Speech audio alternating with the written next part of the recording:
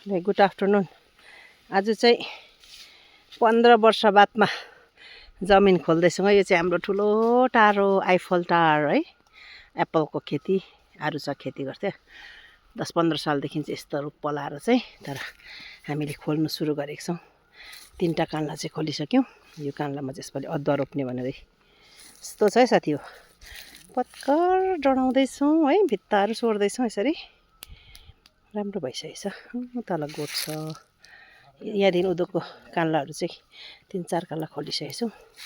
यता उँभो चाहिँ अब नेक्स्ट इयर ठुल्ठुलो टार छ।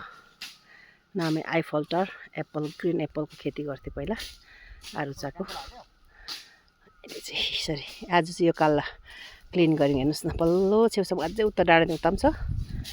यसरी डढाउँदै यसरी सोर्दैछौँ। र यहाँ चाहिँ हामी अदुवा र हल्दी लगाउने हो। अनि यो मुनि चाहिँ सबै कफी लेमनहरू लगाउने। ए साथी हो खोल्दैछौँ। साह्रो पर्छ एकैचोटि खोल्नु। सालमा 2 कान्लाहरू गर्दै खोल्दैछौँ। ओसार्दैछ, फाँड्दैछ। म चाहिँ डढाउँदैछु यसरी पत्कर गाईलाई। मेसिन ल्याइसकेको छु जोत्ने।